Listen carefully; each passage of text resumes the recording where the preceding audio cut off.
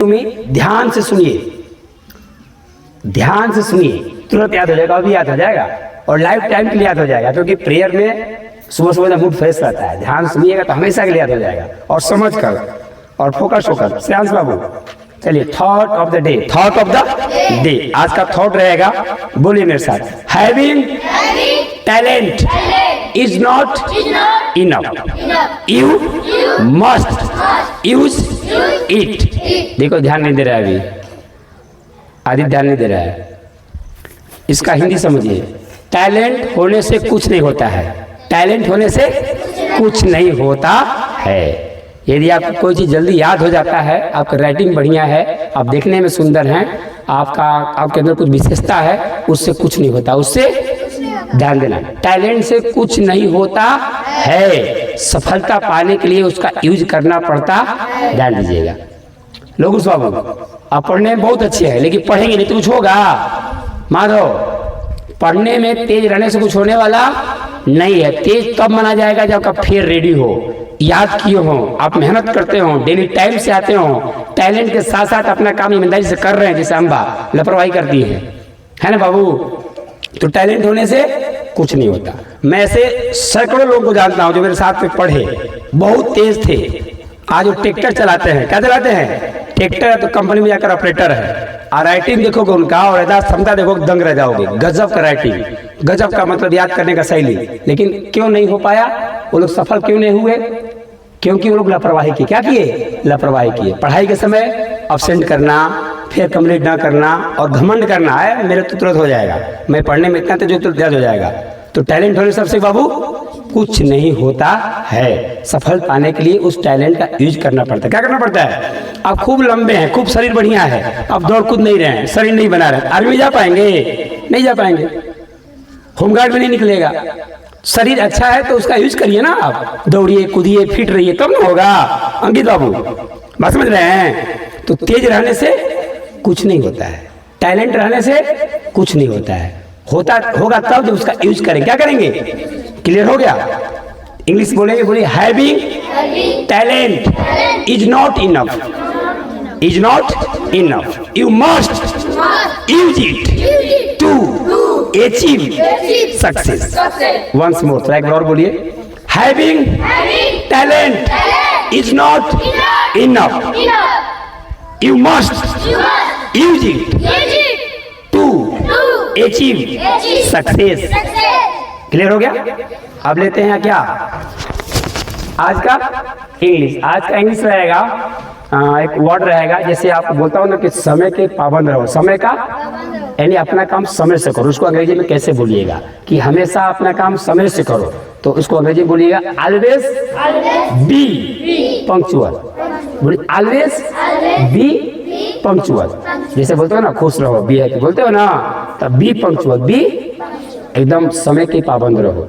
और जो बच्चा समय का पाबंद है कुछ भी कर सकता है। बोलते हैं ना कि जो बिजी है उसके लिए सब कुछ संभव, सब कुछ। आज जो लेजी है उसके लिए कुछ भी संभव नहीं है। जो बिजी है वो IIT MBBS कुछ निकाल लेगा, आज जो लेजी है उसको नॉर्मल चपरासी का भी नौकरी नहीं निकलेगा। हाँ, जो बिजी है उसके लिए सब कुछ इजी है, आज जो लेजी है उसके लिए कुछ भी आसान नहीं है। तो बिजी रहना है कि लेजी रहना है? बिजी एकदम व्यस्त रहिए। जो जितना बिजी रहेगा उतना ही मस्त रहेगा, उतना ही मस्त रहेगा, है ना। चलिए आज का हो गया, इंग्लिश हो गया। इंग्लिश क्या हुआ कि always be punctual, always be punctual, हमेशा क्या रहो, नहीं पंक्चुअल, पाबंद रहो, समय का पाबंद रहो, अपना काम समय से करो।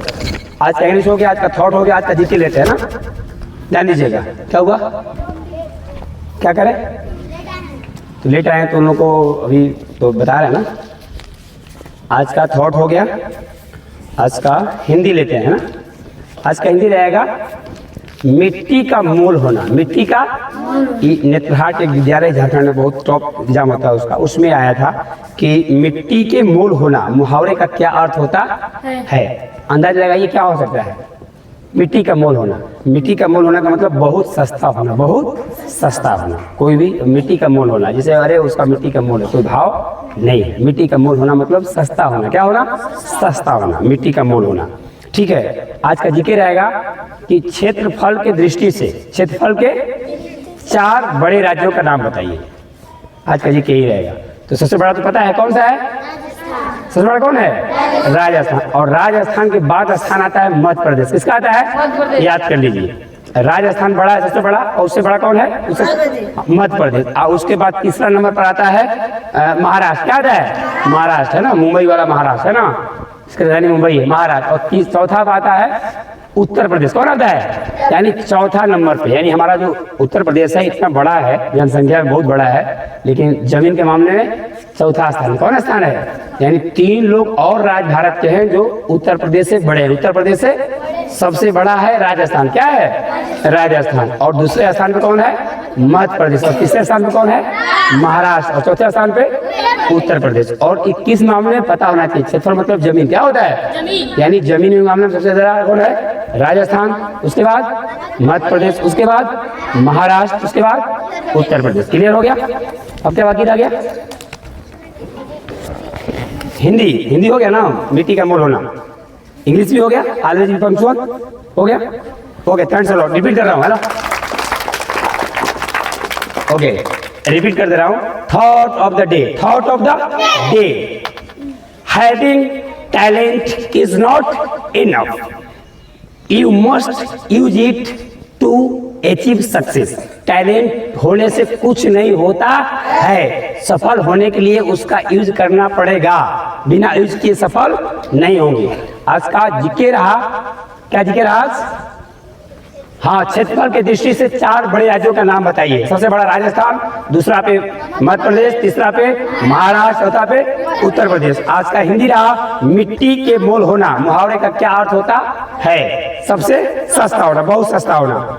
ओके, आज का इंग्लिश रहा, be always be punctual. Always be punctual, समय के पाबंद रहो, समय के पाबंद रहो, हमें समय के पाबंद रहो। बहुत बहुत धन्यवाद, थैंक्स अ लॉट।